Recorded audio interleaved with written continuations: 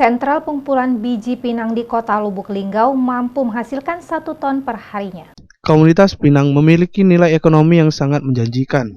Tanaman yang semula banyak dijadikan pohon hias perkarangan ini ternyata banyak diminati dunia untuk bahan dasar industri. Di Jalan Sudirman, Kecamatan Lubuk Linggau Barat 2, Kota Lubuk Linggau, terdapat sentra pengepul pinang untuk diekspor ke luar kota. Pengepul Pinang Sudi mengatakan, untuk saat ini harga biji pinang 4.500 hingga 5.000 per kilonya.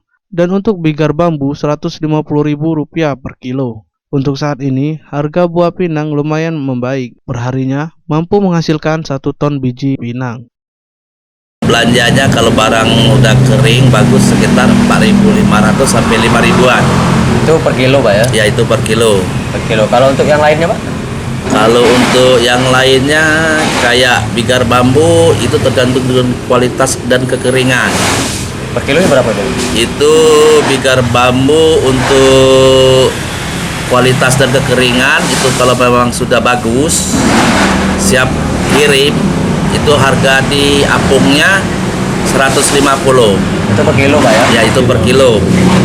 Kalau antusias, Pak, kalau antusias dari masyarakat, Bapak ini pembeli, Pak? Ya. Gimana untuk per harinya tuh, Pak? Untuk per hari maksudnya? Per kilonya pendapatan buah pinang. Enggak tentu. Ya, Kalau seandainya ada kenaikan barang, udah mulai banyak muncul barang-barang yang lain kan. Nah, itu.